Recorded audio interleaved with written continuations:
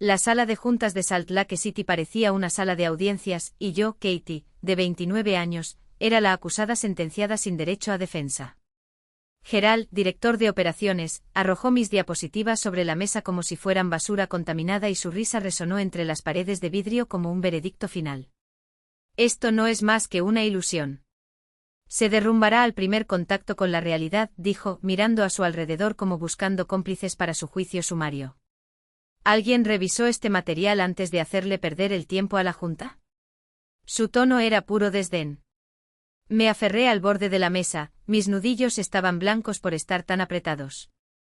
8 meses de trabajo trasnochadas, fines de semana sacrificados, todo se redujo a una broma en cuestión de minutos. Frente a mí el equipo ejecutivo, algunos avergonzados, otros sonriendo con la arrogancia de quien ya conoce el resultado. Mi proyecto, un innovador sistema de optimización operativa, impulsó algo revolucionario, análisis de ineficiencias en tiempo real, con correcciones automáticas que podrían reducir costos hasta en un 55%. No fue una mejora incremental, fue una transformación. Los datos estaban ahí, irrefutables. Las pruebas piloto impecables. Las proyecciones son sólidas. Pero Gerald, mi superior directo, nunca me vio como un aliado. Para él yo era una amenaza, una mujer joven que podía exponer lo obsoletos que eran sus métodos, forjados en una era donde la creación de redes valía más que la competencia. Katie cree que va a reinventar la rueda con una aplicación de garaje, bromeó, cada palabra llena de sarcasmo. Dime, cariño, ¿has pensado en los costos de infraestructura? ¿La capacitación? ¿Las fallas que surgirán? Respiré profundamente. Estaba todo detallado, los costos en la página 12, la formación es mínima, gracias a una interfaz intuitiva, fallos previstos y neutralizados por protocolos de seguridad. Antes de que terminara, me interrumpió, ¿fallos? ¿Tienen protocolos? Su risa era un cuchillo. Escucha, cariño. He estado haciendo esto desde antes de que nacieras. Sé lo que funciona y lo que es solo fantasía. Esto es algo de aficionados. Dulce. La palabra ardía como ácido. Algunos consejeros se removieron en sus sillas, incómodos. Patricia, la directora financiera, pareció a punto de intervenir, pero guardó silencio. Nadie se atrevió a desafiar a Gerald. 23 años en la empresa, una red de influencia inquebrantable. Era intocable. Los datos lo demuestran, insistí, mi voz más firme que mi cuerpo tembloroso. Los resultados del piloto. Son irrelevantes, interrumpió. Las pruebas en condiciones controladas no prueban nada. En la vida real, bajo presión, este sistema colapsará. Es fundamentalmente defectuoso. ¿Qué quieres decir con que fallé? Pregunté obligándome a mantener la calma. Se recostó victorioso. Porque se basa en modelos teóricos que ignoran el factor humano. Las personas no son algoritmos, Katie. No puedes optimizarlos como si fueran líneas de código. Precisamente por eso funciona, respondí. El sistema no impone procesos rígidos. Se adapta a la forma en que trabaja la gente, identifica lagunas y sugiere mejoras. Fue diseñado para el comportamiento humano, no contra él. Gerald descartó mi respuesta con un gesto. Suficiente. El proyecto está archivado. Y francamente lamento que se hayan desperdiciado recursos en esto. El silencio que siguió fue una sentencia. 8 meses de dedicación, triturados en 15 minutos. Recogí mis papeles con manos temblorosas, pero mi rostro estaba impasible. No le daría el placer de verme romper. Entonces está decidido, dijo en voz baja. Él arqueó las cejas. ¿Qué? Me voy. La repetición sonó más fuerte, más firme. Si esta empresa no valora la innovación, no hay motivo para que me quede. Su sonrisa se amplió, divertida. Es una amenaza. Es una promesa. En 8 meses volverás a tener noticias mías. Salí de esa habitación con la cabeza en alto, incluso con el pecho hecho jirones. Esa misma tarde vacié mi escritorio. Los colegas observaron en silencio, algunos se acercaron, susurrando apoyo. Las noticias se difunden rápidamente en entornos como este. Jenny, mi amiga de finanzas, me recibió en la estacionaria mientras cargaba cajas en el auto. Katie, espera. ¿De verdad te vas? Soy. ¿Y tu proyecto? Todo ese trabajo. Gerald lo enterró. No hay nada más que hacer aquí. Ella frunció el ceño. Eso es injusto. Todos sabían que tu solución era brillante. Simplemente no podía soportar que demostraras que sus métodos estaban obsoletos. Lo sabía. Pero eso ya no importaba.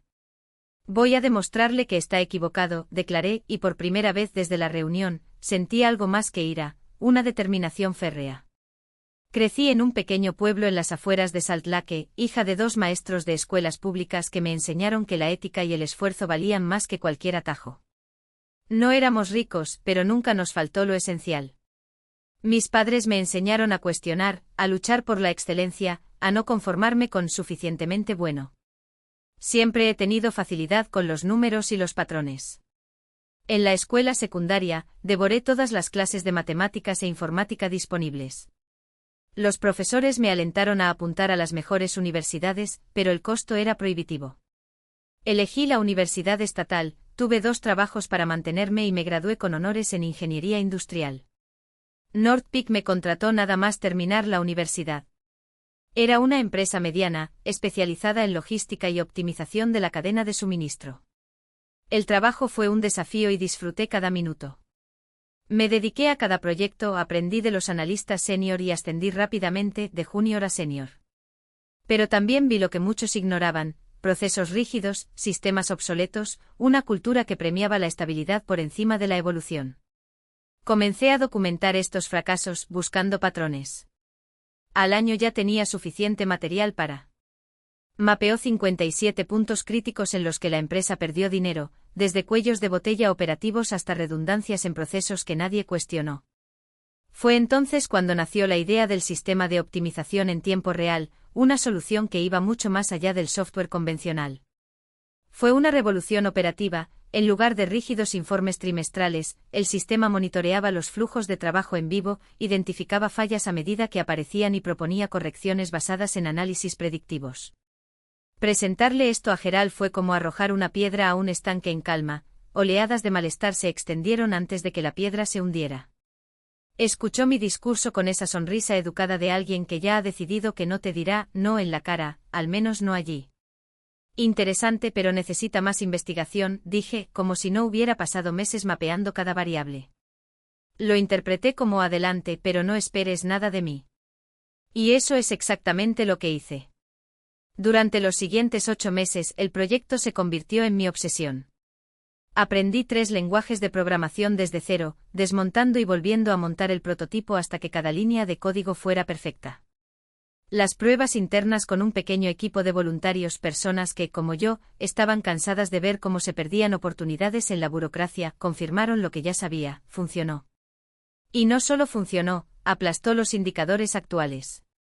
Reduje el tiempo de procesamiento de pedidos en un 63%, redujimos los errores logísticos en un 42% y, lo más importante, demostramos que era posible escalar sin aumentar los costos. Fue ingenuo por mi parte pensar que Gerald lo celebraría. Para él, ese sistema no fue una victoria, fue un espejo roto. Si funcionara, expondría años de gestión complaciente, mostrando que hay maneras mejores, más rápidas y más inteligentes de hacer lo que él siempre ha hecho de la forma en que siempre lo ha hecho. Y los hombres como Gerald no sobreviven a los espejos. Las señales estaban ahí, pero el trabajo me cegó. Las reuniones de las que estaba olvidado. Los correos electrónicos ignorados.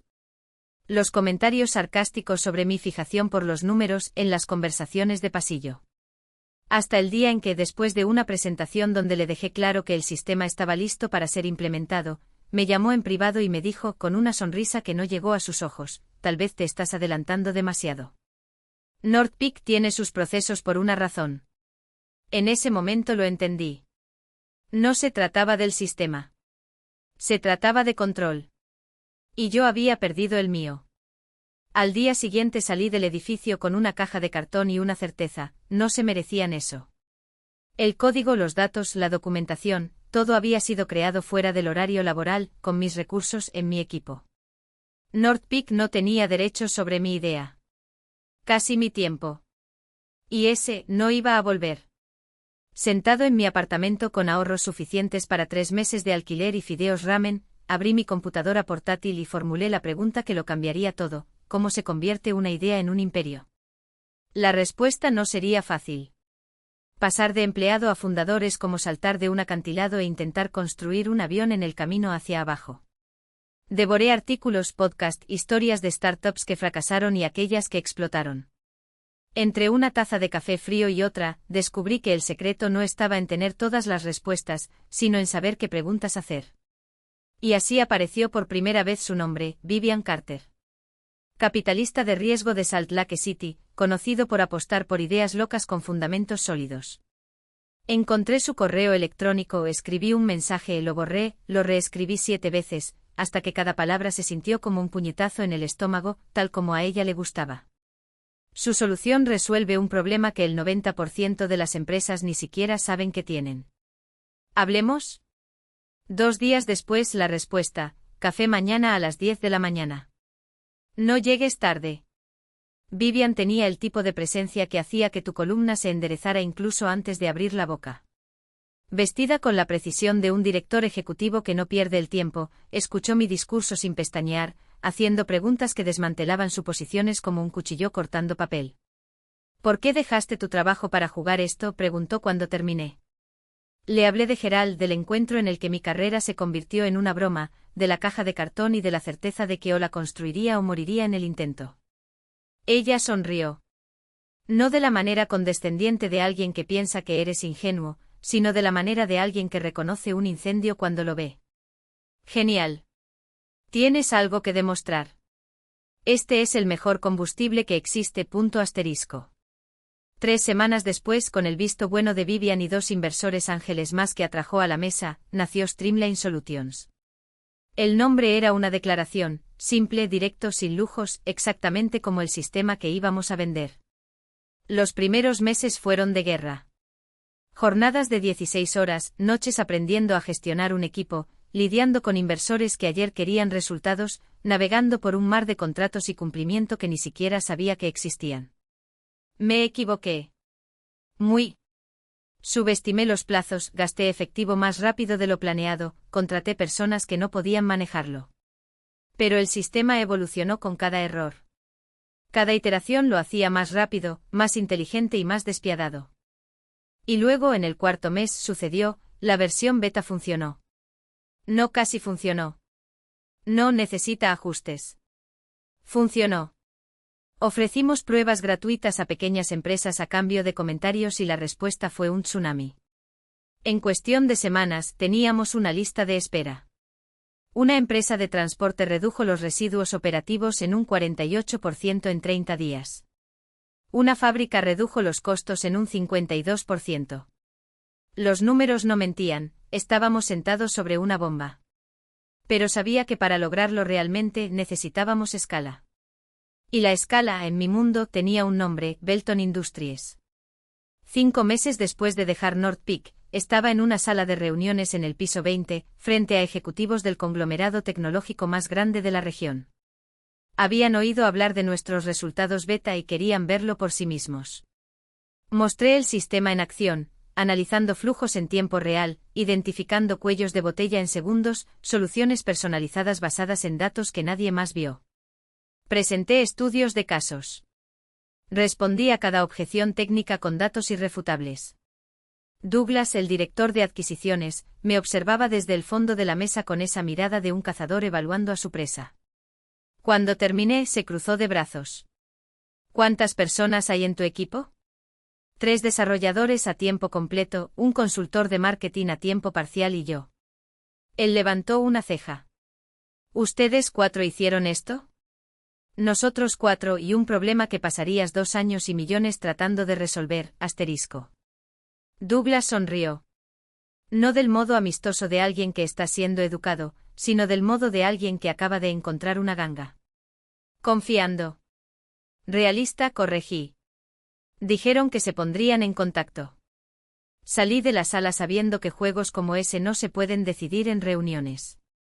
Si fuera por mí, Belton habría firmado el contrato de inmediato. Pero las empresas de ese tamaño se mueven como buques de guerra, lentamente, con cálculo y solo cuando están seguras de que no se hundirán. 3 días después, sonó mi teléfono móvil. Número desconocido. Respondido. Señor, su apellido, este es Douglas. Belton quiere seguir adelante, asterisco. Tragué fuerte. ¿Como cliente? Él se rió. No. Queremos comprar Streamline. Todo, asterisco. El número que citó me detuvo el corazón. Era más dinero del que jamás había visto en mi vida. Suficiente para pagar 10 veces a mis inversores, cubrir la jubilación de mis padres y todavía tener suficiente dinero para comprar North Peak, despedir a Gerald y convertir su oficina en una sala de juegos. Pero entre el shock y la euforia, una pregunta ardía en mí: ¿qué haría a continuación? Sabía que si hacía eso, cambiaría una victoria por una jaula dorada. Esa noche, mientras miraba por la ventana de mi apartamento, el mismo donde había trabajado hasta el amanecer en los primeros códigos de Streamline, la ciudad brillaba como un recordatorio de todo lo que ya había logrado. No fue solo el dinero. No fue solo la revancha. Era la libertad de elegir el siguiente paso sin pedir permiso a nadie. Al día siguiente programé una reunión con Douglas. Ya tenía listo un contrato de trabajo sobre la mesa, las cláusulas resaltadas en amarillo y el salario en negrita. Un paquete que haría que el 99% de la gente firmara sin pestañear.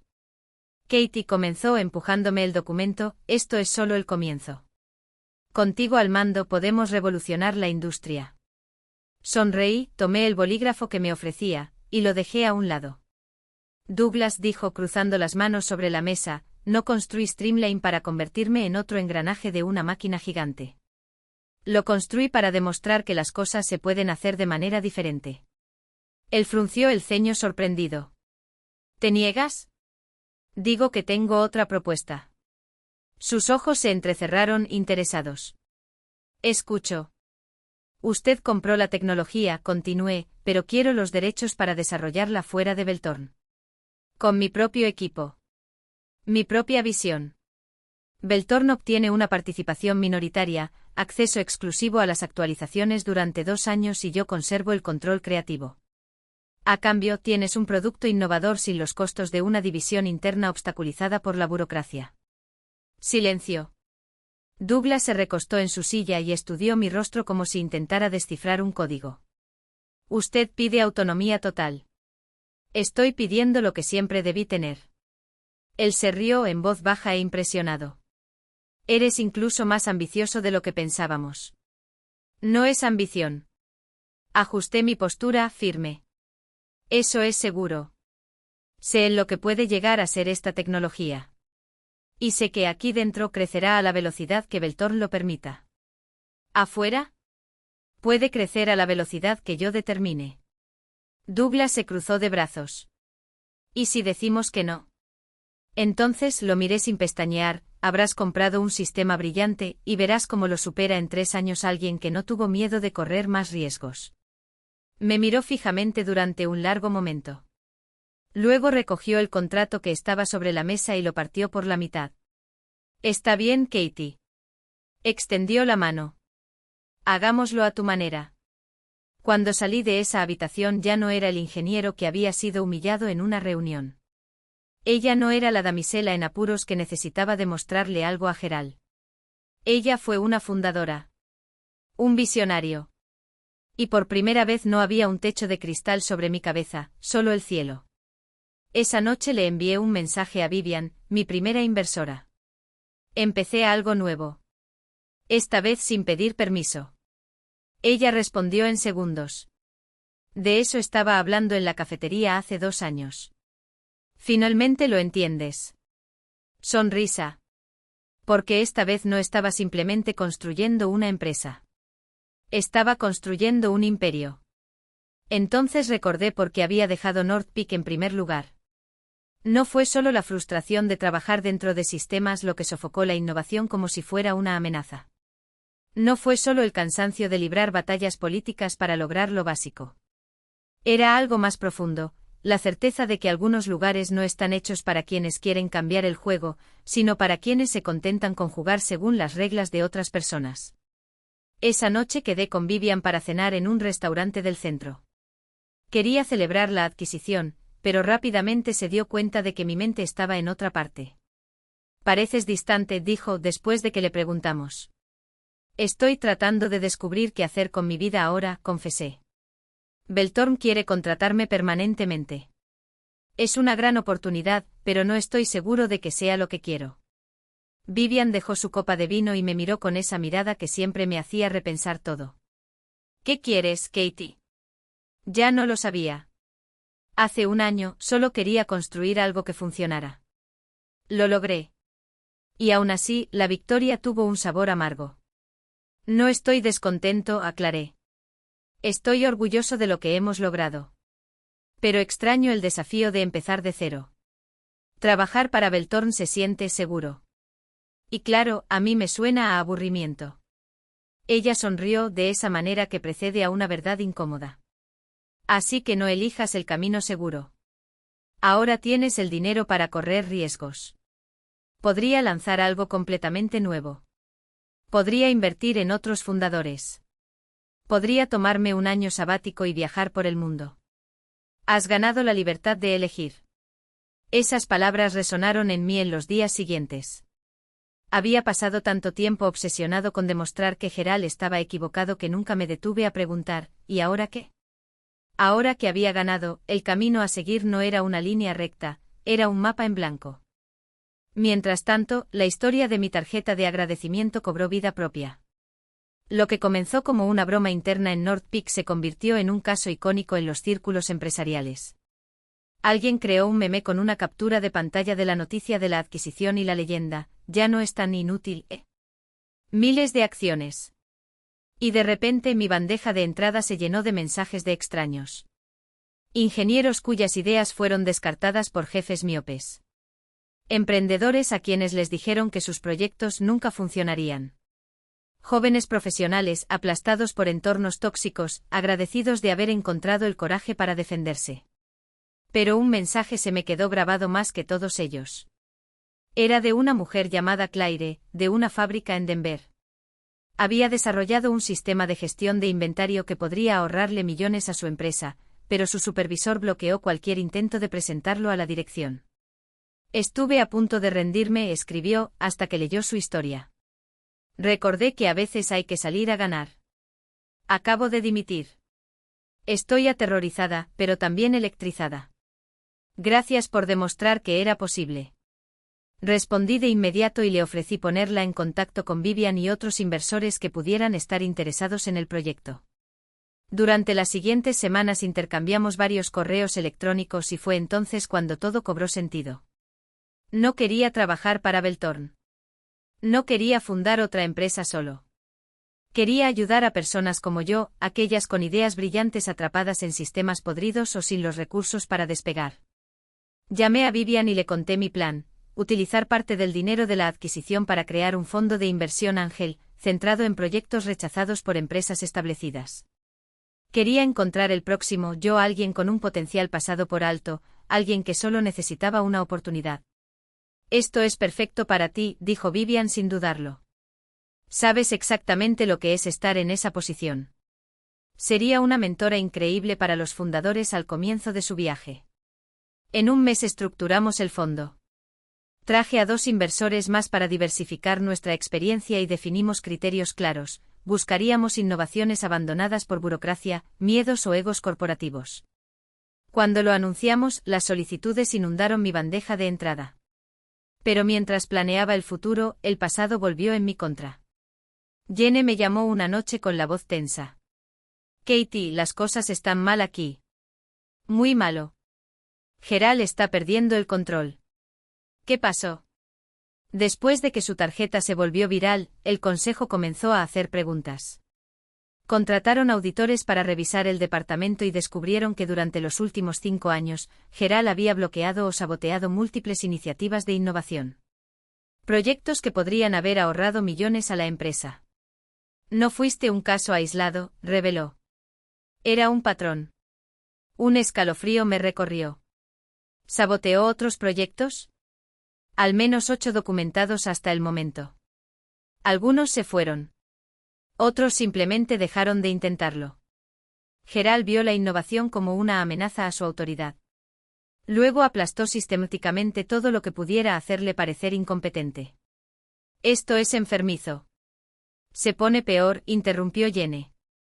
El consejo está furioso. Hablan de despedirlo, pero él se defiende. Te acusa de robo de propiedad intelectual. Quiere que la empresa lo demande. Mi estómago se revolvió. ¿Qué? Afirma que usted desarrolló el sistema de eficiencia del tiempo de trabajo con recursos de la empresa. Que Northpeak posee la tecnología y no tenías derecho a vendérsela a Ableton. Eso es una mentira descarada, respondí con la voz temblorosa. Tengo todo documentado. Trabajé fuera de horario, usé mi propio equipo, mi propio dinero para las pruebas. No tienen base. Lo sé. Y la Junta probablemente también lo sepa. Pero Gerald está desesperado. Piensa que si puede pintarte como un ladrón, desviará la atención de sí mismo. Colgué el teléfono sintiendo náuseas. Pensé que la batalla había terminado. Que ganar significó avanzar sin mirar atrás. Pero Gerald no se marcharía tranquilamente. A la mañana siguiente recibí una carta del departamento legal de Northpeak. Exactamente como Jenny me había advertido, una notificación formal afirmando que mi sistema había sido desarrollado con recursos de la empresa y por lo tanto, era de su propiedad. Me exigieron que detuviera cualquier comercialización y presentara documentación que demostrara lo contrario. La firma era la del abogado jefe, pero cada línea olía a Gerald. Fue su último movimiento sucio para destruir lo que yo había construido. Inmediatamente llamé a Beverly, la abogada que me asesoró sobre la adquisición de Ableton, una mujer inteligente y experta en propiedad intelectual. Envié la carta y esperé con las manos sudorosas su respuesta. Ella me contactó en 2 horas. Esto no tiene sentido aquí, dijo sin rodeos. No tienen caso. Pero debemos tomárnoslo en serio porque incluso una acción frívola puede causar daños. ¿Qué tipo de daño? Ableton puede estar nervioso por la adquisición. Los socios comerciales pueden dudar en trabajar con usted. E incluso si ganamos, presentar una demanda es costoso, requiere mucho tiempo y hizo una pausa, personalmente agotador. Gerald no solo estaba atacando mi negocio. Estaba atacando mi reputación, mi cordura, todo por lo que había luchado. Respiré profundamente. Entonces, ¿qué hacemos? Luchamos. Y lo hacemos de una manera que él nunca olvidará. Y no era solo una cuestión de dinero o tiempo. Incluso cuando sabes que vas a ganar, el desgaste es brutal. Entonces, ¿qué hacemos? La respuesta de Beverly fue tan tajante como su estrategia: atacamos con todo. Les mostramos que tenemos documentación férrea, prueba irrefutable de que usted mismo desarrolló este sistema desde cero. Y lo dejamos claro, si continúa con esta farsa, no solo anularemos todas las acusaciones sino que también lo demandaremos por acoso legal y daño a su reputación. Y ella cumplió su palabra. En solo 3 días, Beverly había reunido un expediente devastador, archivos con fecha y hora que demostraban cada paso de mi trabajo, recibos de equipos y software comprados con mi propio dinero, correos electrónicos que mostraban que había buscado asesoramiento legal antes de dejar Northpeak para asegurarme de que no estaba violando nada. Y también hubo testimonios de mi equipo, confirmando que la versión actual del sistema era radicalmente diferente a todo lo que existía en el momento en que trabajaba allí. Pero Beverly no se detuvo ahí. Dio un paso que no esperaba, presentó una denuncia formal ante el Colegio de Abogados de Utah, acusando al equipo legal de Northpeak de presentar una demanda que sabían que no tenía fundamento con el único propósito de intimidarme. Fue una medida audaz, pero no dejó lugar a dudas, no daremos marcha atrás. Empresas como Northpeak apuestan a que la gente se rendirá, por miedo o por falta de recursos. Tienes los recursos. Úselos.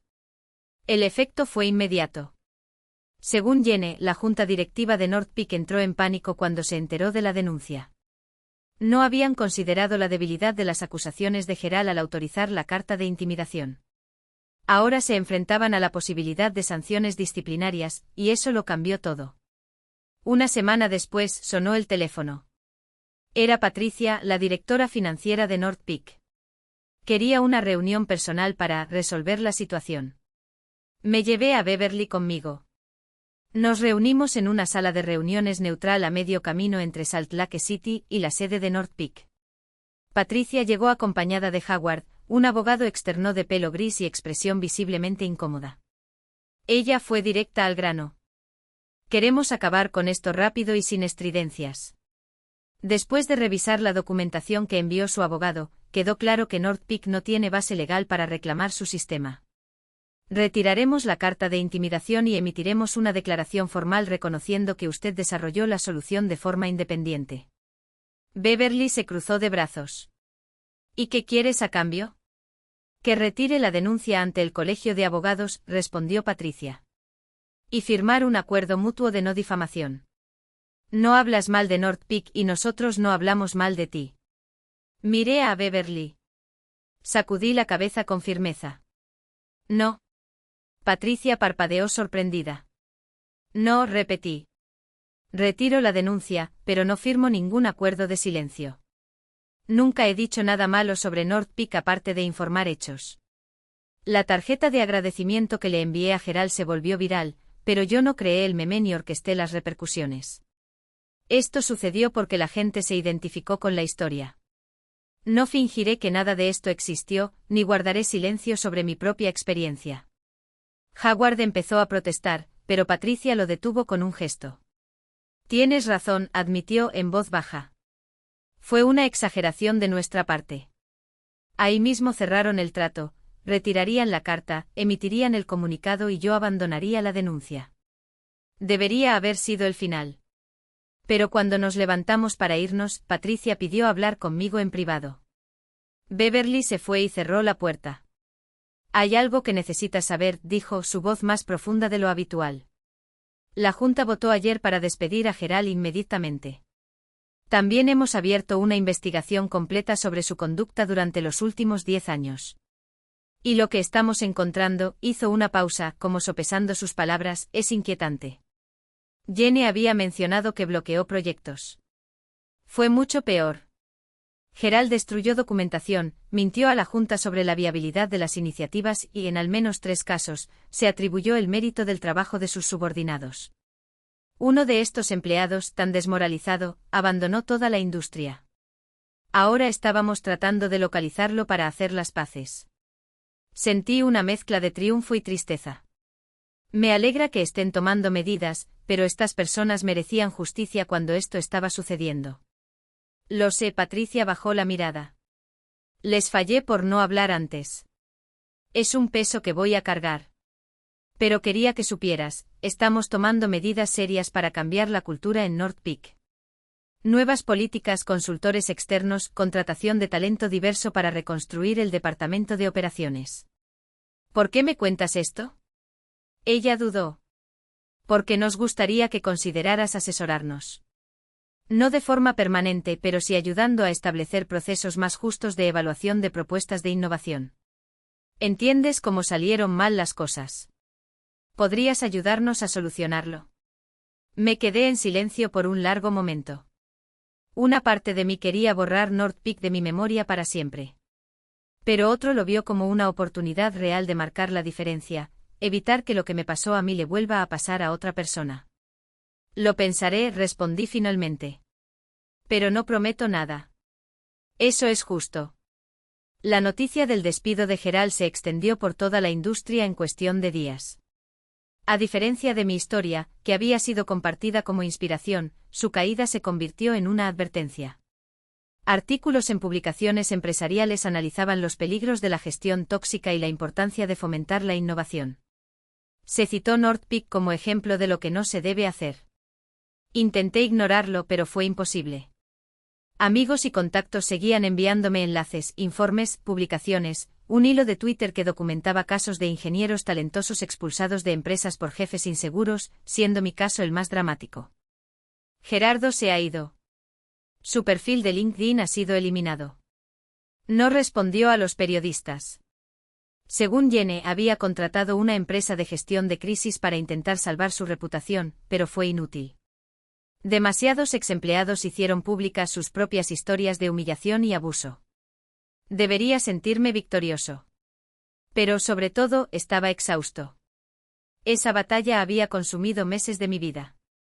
Quería seguir adelante, centrarme en mi nuevo fondo de inversión, en ayudar a otros emprendedores a prosperar. Hasta que llegó un correo electrónico inesperado. De un tal Thomas que se presentó como el sobrino de Gerald. El mensaje era breve pero intrigante, quería reunirse para discutir algo importante sobre su tío. No es una trampa, lo garantizo. Y no fue así. No fue un intento de hacerme sentir culpable. Thomas tenía algo que necesitaba escuchar. Beverly me advirtió que no respondiera, podría ser una emboscada, otro movimiento sucio para acumular municiones contra mí. El mundo empresarial no perdona las debilidades y ella lo sabía mejor que nadie. Pero la curiosidad me consumió. Esa sensación persistente de que faltaba una pieza del rompecabezas, algo que explicaría por qué un hombre tan brillante se había vuelto tan cruel. Concerté el encuentro en el mismo café donde conocí a Vivian y Patricia, un lugar neutral, lleno de testigos, donde cualquier movimiento sospechoso sería detectado. Beverly vino conmigo, llegamos temprano para observar el entorno, memorizar salidas. Thomas apareció exactamente en el momento adecuado. 30 y tantos, jeans y un suéter gastado, manos temblorosas mientras sostienen la taza de café. Se sentó frente a nosotros con la mirada baja por un momento antes de enfrentar la situación. Gracias por invitarme, dijo con voz ronca. Sé que esto es extraño. Beverly se cruzó de brazos, tan recta como siempre. ¿Qué quieres? Respiró hondo como si llevara años cargando con un peso. Quiero contarte algo sobre mi tío. Algo que podría ayudarte a entender por qué actuó como lo hizo.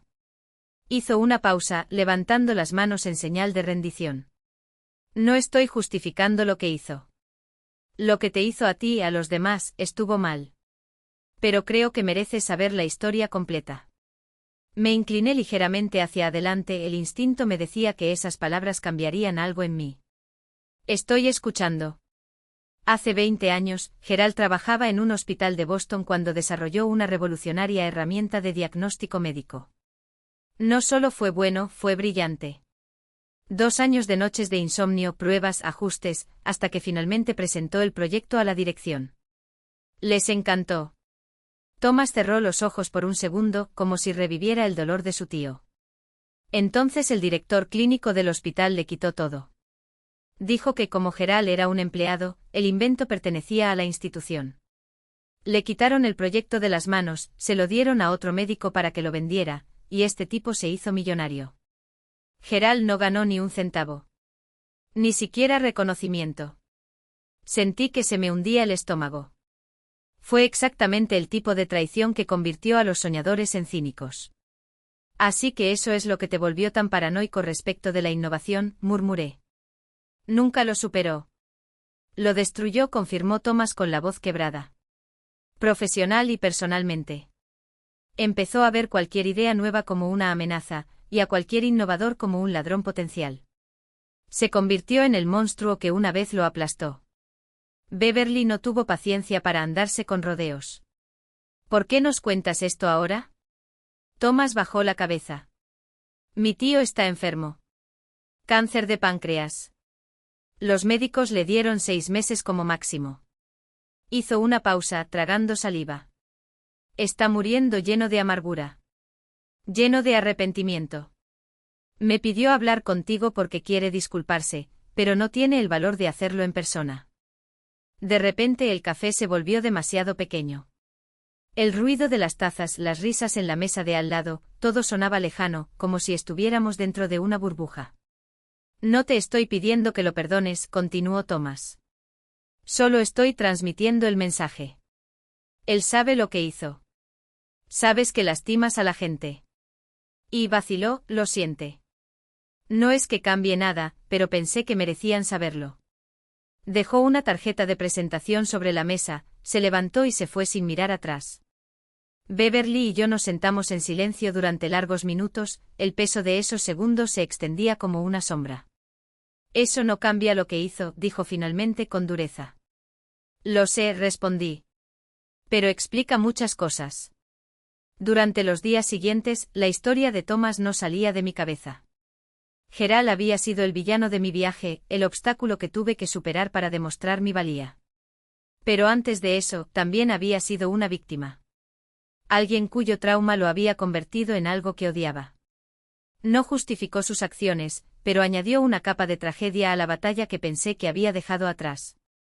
Hablé con Vivian, con Jenny, con mis padres. Cada uno tenía una opinión diferente. Déjalo pasar, no des la satisfacción, a veces, cerrar el círculo es necesario. Al final sentí que necesitaba hacer algo. No para él. Para mí. Escribí una carta.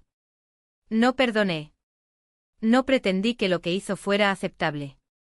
Pero reconocí que en parte entendía de dónde venía ese miedo enfermizo. Y le dije que esperaba que en el tiempo que le quedaba encontrara algo de paz. Envié el sobre sin saber si sería leído o si obtendría alguna respuesta. Una semana después, llegó a mi dirección una carta escrita a mano. 2 frases cortas con letra temblorosa. Gracias. Me alegra que lo hayas logrado. Espero que ayude a otros a hacer lo mismo. Esa fue la última vez que supe de Gerald. 3 meses después de ese intercambio de cartas, estaba en mi nueva oficina en el centro de Salt Lake City, revisando los primeros cientos de solicitudes para el Angel Investment Fund. El espacio era sencillo pero lleno de luz, grandes ventanales que enmarcaban la ciudad, paredes con cuadros de empresarios que admiraba, una mesa larga donde mi pequeño equipo ya estaba trabajando enérgicamente. Contraté a 2 asociados, jóvenes como yo una vez, con fuego en los ojos y cicatrices de haber sido ignorados por los grandes jugadores del mercado. En el primer trimestre habían llegado más de 200 propuestas.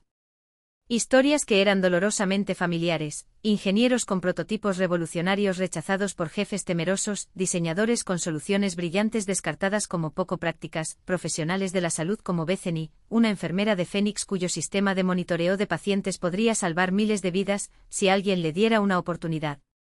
Tu aplicación me llamó la atención. El proyecto fue impecable, un algoritmo que analizaba datos vitales en tiempo real, identificando patrones de riesgo horas antes de que una complicación se volviera crítica. Había presentado repetidamente la idea a la dirección del hospital, solo para que le dijeran que no era su trabajo innovar, y que las máquinas no sustituyen la atención humana. Llamé a Bethany esa misma tarde. Respondió a la segunda llamada con voz cautelosa, como si esperara otra decepción más. ¿De verdad es Katie?, preguntó incrédula. Soy yo. Leí tu propuesta. Su sistema de seguimiento es exactamente el tipo de proyecto que queremos apoyar. Hice una pausa. ¿Puedes explicarme cómo funciona? El escepticismo dio paso a un entusiasmo moderado mientras detallaba la tecnología, datos existentes, patrones invisibles a simple vista, integración simple en los sistemas actuales. Todo era tan elegante que casi resultaba criminal que lo hubieran ignorado. ¿Por qué el hospital lo rechazó?, pregunté aunque ya sabía la respuesta. El director de enfermería dijo que haría nuestro trabajo menos importante. Su voz transmitía años de frustración. Ella lo vio como una amenaza, no como una herramienta. Intenté explicarle que esto nos daría más tiempo con los pacientes, pero... ¿y si tuviera financiación? Lo interrumpí. Si alguien cubriera tus gastos durante 6 meses y aportara capital inicial para construir un prototipo. Silencio. Luego una risa amarga. ¿Con mi salario de enfermera? Tengo deudas universitarias, alquiler. La gente como yo no inicia empresas.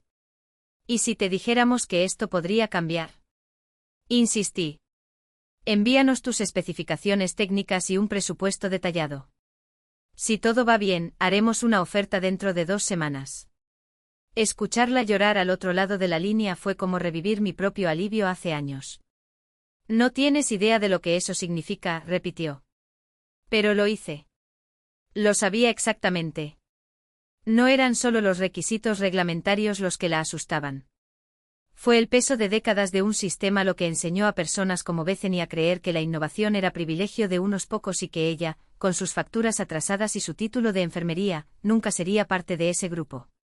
Pero no solo la conectamos con los reguladores adecuados, sino que también le presentamos a los administradores del hospital quienes, a diferencia de su jefe, veían valor donde otros veían una amenaza.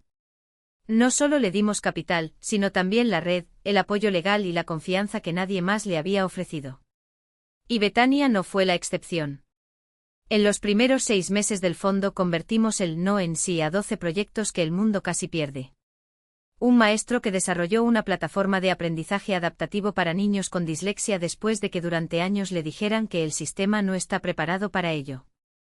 Un científico medioambiental cuyo filtro de agua de bajo coste fue ignorado por los laboratorios que preferían soluciones caras y rentables. Un mecánico autodidacta cuyo componente del motor redujo las emisiones en un 30% pero fue archivado porque a la industria no le gustan los cambios. Cada uno de ellos se había topado con el mismo muro, personas en el poder que confundían proteger sus egos con proteger sus intereses. Nada comparado con la satisfacción de ver a estos fundadores superar los mismos obstáculos que casi me arruinan a mí. No fue el cheque de 8 cifras por la venta de mi empresa lo que me llenó de orgullo, sino el mensaje de una madre cuyo hijo finalmente pudo leer sin frustración, o el vídeo de una comunidad en Kenia bebiendo agua potable por primera vez. Esa fue la victoria. No el que se mide en titulares o cifras bancarias, sino el que resuena en vidas transformadas. Hasta que sonó el teléfono. Soy Marcus de Business Insight.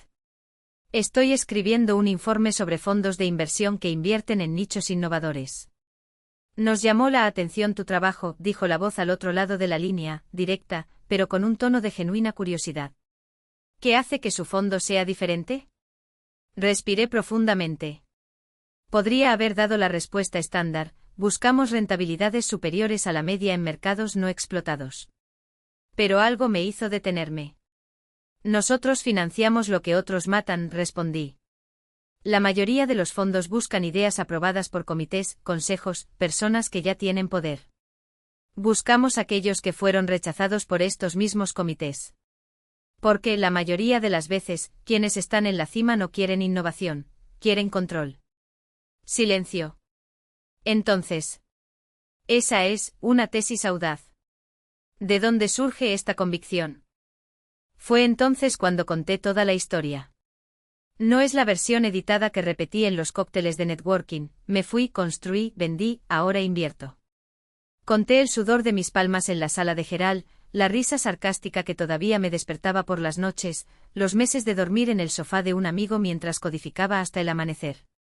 Le conté sobre la tarjeta de agradecimiento que se convirtió en meme, la caída de Geral y el descubrimiento que me dejó anonadada, que detrás de ese monstruo corporativo había un hombre destrozado por un sistema que también lo había rechazado una vez. Marcus no interrumpió. Cuando terminé su voz era diferente, más baja. Nunca le has contado esto a nadie de esa manera, ¿verdad? No, admití. Pero creo que ya es hora. ¿Y estás dispuesto a poner tu nombre en él? Con todos los detalles. Miré por la ventana. El fondo ya había cambiado 12 vidas. ¿Y si cambiara 120? ¿Qué pasaría si al compartir mi vergüenza, les diera permiso a otros para compartir la suya? Sí, dijo. Publicar todo.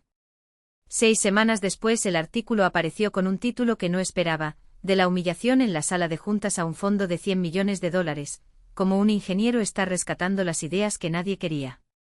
No fue solo leído, fue devorado. Compartido por directores ejecutivos y pasantes, debatido en podcast, impreso y predicado en cubículos de empresas en las que había estado. Pero esta vez el objetivo no era la venganza. Fue la redención. Los mensajes empezaron a llegar incluso antes del desayuno. No fueron solo felicitaciones, fueron una prueba de vida. Bethany me envió un vídeo tembloroso de la prueba de su sistema en un hospital de Phoenix, con una enfermera llorando al ver que los signos vitales de un paciente se estabilizaban por primera vez en semanas. El profesor recibió un correo electrónico de un departamento de educación estatal: su plataforma sería adoptada en 50 escuelas públicas. La científica ambiental firmó un contrato con una ONG para llevar su filtro a comunidades de África. Podrán beber agua sin miedo, escribió. Lo hiciste. No se trataba solo de negocios. Eran milagros cotidianos. 8 meses después de dejar North Peak sin nada más que ira y un plan improvisado, me paré en un escenario en San Francisco, frente a 1000 pares de ojos que reflejaban la misma duda que una vez me había consumido: ¿es mi proyecto lo suficientemente bueno? ¿Lo soy? Conté mi historia sin filtros, la vergüenza, la furia, las noches de insomnio, la venta de la empresa y la lección que me llevó mucho tiempo aprender: que la venganza es un plato que se sirve frío, pero el propósito es un festín que alimenta a generaciones. La venganza es un plato que se sirve frío, dije, deteniéndome para que el silencio pesara. ¿Pero propósito? El propósito es el fuego que te mantiene caliente durante décadas. Cuando terminé, el auditorio explotó. No en un aplauso formal, sino en algo más profundo, una ola de gente de pie, algunos con lágrimas en los ojos, otros con los puños cerrados, como si finalmente se les permitiera creer en sí mismos. Fue después de la charla, cuando la fila de personas que esperaban para hablar conmigo se había reducido, que ella se acercó. Una mujer con el pelo recogido en un moño desechó, ojeras profundas, pero un brillo en los ojos que reconocí al instante. Trabajo en una empresa farmacéutica, dije agarrando mi tarjeta como si fuera un talismán. Desarrollé un sistema de liberación controlada que reduce los efectos secundarios de la quimioterapia en un 40%. Mi jefe enterró el proyecto. Dijo que canibalizaría a la línea actual. Se le quebró la voz. Me iba a rendir. Pero después de escucharte creo que pelearé. Incluso si tienes que irte. Extendí mi mano. Envíame los datos. Veamos qué podemos hacer. Ella miró la tarjeta y luego a mí, como incrédula. No tienes idea de lo que eso significa. Pero lo hice. Lo sabía exactamente. El mensaje de Patricia llegó como un eco tardío de algo que ya no llevaba como carga, sino como prueba. No podemos deshacer el pasado, escribió, pero estamos tratando de asegurarnos de que no vuelva a suceder. Las iniciativas que enumeró, el Consejo de Innovación, el tiempo protegido para proyectos paralelos, los evaluadores externos, eran exactamente el tipo de cambios que había soñado ver cuando todavía estaba allí, golpeándome la cabeza contra las paredes de la burocracia y el ego. Pero la ironía fue que en ese momento, mientras leía sus palabras, no sentí ningún alivio por la justicia o la validación. Sentí algo más profundo, la certeza de que el sufrimiento no había sido en vano. Porque la verdad es que el dolor solo se vuelve insoportable cuando no sirve para nada. Cuando es solo un agujero en el pecho, una cicatriz que no enseña. Pero allí, en la pantalla de mi computadora, había una prueba de que mi historia se había convertido en algo más grande que yo. No se trataba de mí. Se trataba de Bethany, que no dejaría enterrar su proyecto, del ingeniero tímido que tendría el coraje de presentar una idea sin miedo a ser ridiculizado, de la cultura que, poco a poco, dejaría de premiar la mediocridad disfrazada de experiencia. Sí, eso fue paz. No la paz del perdón fácil, sino la paz de saber que la lucha había dejado marcas en el mundo y que esas marcas estaban curando a otras personas. Gerald murió 6 meses después de nuestro intercambio de cartas. Thomas me contó que en los últimos días se había dedicado a arreglar lo que podía: cartas de disculpa, llamadas telefónicas molestas, una beca para jóvenes ingenieros sin recursos. No fue suficiente. Nunca nada lo sería. Pero era algo, un reconocimiento tardío de que el poder que había ejercido no era un derecho sino una responsabilidad. Y que él le había fallado. A veces, cuando pensaba en él, no me sentía enojado. Sentí una especie de tristeza lejana, como si estuviera mirando a un fantasma que finalmente había comprendido, demasiado tarde, que no necesitaba ser un monstruo para ser respetado. Un año después, mientras revisaba los números del trimestre en mi oficina, me di cuenta de que los gráficos y las proyecciones ya no me conmovían como antes. 3 adquisiciones, 5 empresas rentables, 2 en camino a la IPO, fueron victorias, sí, pero no las que me hicieron detenerme y respirar profundamente. Las cifras que importaban estaban en otra parte: 43 vidas salvadas por el sistema de seguimiento de Bethany en 20 hospitales. 5.000 alumnos con notas mejoradas gracias a la plataforma de aprendizaje adaptativo. 3 aldeas del este de África cuentan con agua potable por primera vez en décadas. Eso fue todo. Ni el dinero, aunque permitió que todo eso existiera, ni los elogios, aunque le abrieron puertas. Lo que importaba eran las vidas que dejaron de ser estadísticas y se convirtieron en historias. Historias de personas que, como yo, alguna vez se sintieron invisibles. El celular vibró. Jenny, ¿recuerdas a Claire, esa mujer de Denver a quien ayudaste con el sistema de inventario? Su empresa acaba de ser adquirida. Me pidió que te lo agradeciera. Sonrisa. Claire había sido una de las primeras. Un desconocido con una idea y mirada cansada de escuchar un no. Ver su triunfo fue como cerrar un ciclo que nunca debió abrirse. Recordé aquella reunión de la junta directiva de North Peak en la que Gerald calificó mi proyecto de tontería. De la vergüenza que ardía en mi garganta, de la certeza de que mi carrera había terminado ahí, entre risas condescendientes y miradas de lástima. Si alguien me hubiera dicho en ese momento que en 2 años estaría sentado en mi propia oficina, financiando ideas que salvarían vidas, me habría reído hasta llorar. No por alegría. De incredulidad. El segundo aniversario de mi partida de North Peak cayó un martes de abril. Me desperté antes del amanecer, corrí por las colinas que rodean Salt Lake City y llegué a la oficina con la energía de quien sabe que lo mejor está por llegar. Mi equipo había preparado una pequeña celebración, tarta, café y la excusa perfecta para parar una hora y recordar cómo llegamos allí. Pero antes del pastel, había prevista una reunión. Un joven llamado Jordan había volado desde Seattle para mostrarme su proyecto. 24 años, recién graduado, ingeniero junior en una empresa aeroespacial. Había desarrollado un nuevo sistema de propulsión para satélites que reducía los costes en un 40%. Sus jefes dijeron que era demasiado arriesgado. Cuando entró en la sala de reuniones, con el portátil temblando en las manos y los ojos brillando de nerviosismo, vi mi propio reflejo de hace 2 años. La misma inseguridad, la misma frágil esperanza. Antes de comenzar, dije cerrando la carpeta frente a mí, quiero que sepas algo.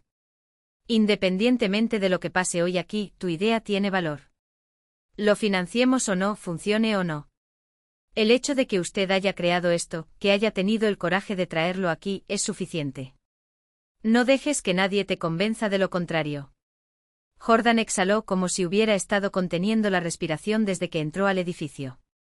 Gracias. Eso, ayuda. Su presentación fue impecable. Técnico detallado con simulaciones que demostraban cada afirmación. Mientras hablaba, vi desbordarse la pasión, esa misma pasión que, un día, alguien había tratado de borrar en mí. Cuando terminó, no lo hice esperar. Financiémoslo, dijo simplemente. Ahora hablemos de los próximos pasos. Parpadeó aturdido. ¿Grave? Solo eso. No es necesario revisar con el equipo, hacer más análisis. Confío en mi instinto, respondí. Y confío en que alguien con el talento suficiente para crear esto tenga el talento suficiente para construir una empresa a su alrededor. Por supuesto que haremos nuestra debida diligencia, pero ya sé que este es exactamente el tipo de proyecto que queremos apoyar. Jordan salió de la habitación como si estuviera flotando. Lo miré a través de la ventana, acomodándose la mochila en la espalda con una sonrisa que no pude contener. Después volví a la celebración. Kira, una de mis socias, la que veía oportunidades donde otros veían riesgos, levantó su copa. A Katie, quien convirtió el rechazo en revolución. Me reí y choqué mi vaso contra el de ella, pero negué con la cabeza. No fue una revolución. Simplemente se negaba a aceptar los límites que otros intentaban imponer. Y no soy solo yo. Señalé las fotos de las paredes, los rostros de los fundadores a los que habíamos apoyado. Son todas las personas en esta sala, todas las personas que decidieron apostar por sí mismas cuando la salida más fácil era rendirse. Esto es lo que celebramos hoy. Cuando terminó la fiesta y la oficina volvió a estar en silencio, encontré un sobre en mi escritorio. Entregado en mano, según nota de recepción. En el interior, una carta sin remitente. La letra era temblorosa, como si hubiera sido escrita con prisa o con dificultad. Katie. No me conoces, pero trabajé con tu tío Gerald durante 8 años. Quiero que sepas que antes de morir hablaba de ti a menudo. Dijo que habías hecho lo que él no pudo, convertir el error en algo constructivo en lugar de destructivo. Estaba orgulloso de ti, aunque sabía que no tenía ese derecho. Pensé que deberías saberlo. Acabo de firmar, un ex colega. Doblé la carta con cuidado y la guardé en el cajón. Realmente no sabía qué sentir. ¿Orgullo? Tal vez. ¿Tristeza? Indudablemente. Pero también una extraña gratitud, como si incluso Gerald, al final, entendiera que redimir no se trataba de ser perdonado, sino de intentarlo. Mi celular volvió a vibrar. Esta vez fue Douglas de Belorn. Acabo de ver su nombre en la lista de oradores de la Cumbre Mundial de Innovación. Es un orgullo ver lo lejos que ha llegado. El sistema de eficiencia que creó ahora lo utilizan más de 200 empresas en todo el mundo. Ha cambiado la industria. Rápidamente le di las gracias y luego miré alrededor de la oficina. Las paredes estaban cubiertas de fotografías de los fundadores a los que habíamos apoyado, rostros iluminados por la misma mezcla de cansancio y esperanza que conocía bien. Sobre un tablero de corcho había notas de agradecimiento, recortes de noticias sobre salidas exitosas, impresiones de vidas salvadas o transformadas. No fueron solo números. Fueron la prueba de que a veces las cosas rotas se pueden arreglar. Y otras veces se transforman en algo aún mejor. Ese era el verdadero significado del éxito, no un meme viral ni una confrontación espectacular, aunque tenían su papel en la narrativa, sino la suma de oportunidades creadas, potencial liberado y sistemas transformados para mejor. Si pudiera volver a esa sala de juntas y susurrarle al oído a esa versión más joven de mí mismo, diría que la risa de Gerald no definió su valor. Que salir de allí no fue un fracaso, sino el primer paso hacia algo más grande. Que el dolor del rechazo no solo alimentaría la venganza, sino también el propósito. Yo diría que 8 meses después todo sería diferente. No perfecto, no exento de desafíos, pero sí profundamente mejor. Que no solo construiría una empresa exitosa, sino todo un ecosistema de innovación. Que ayudaría a decenas de personas a lograr sus propias versiones de lo que ella misma había logrado.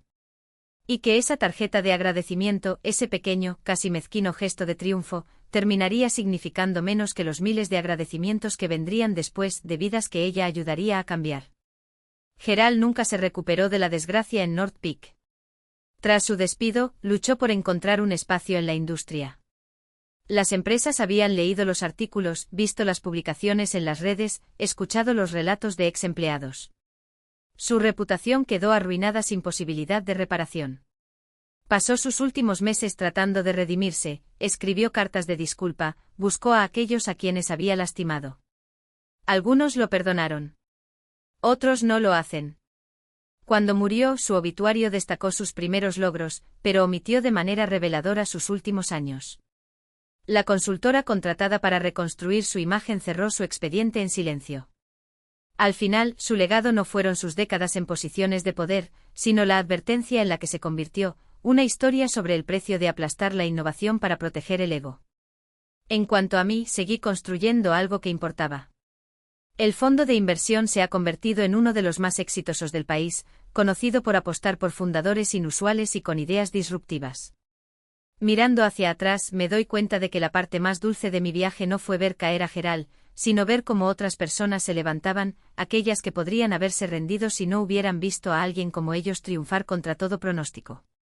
Esta fue la verdadera victoria. Y continuó pagando dividendos mucho después de que la satisfacción de esa tarjeta viral desapareciera.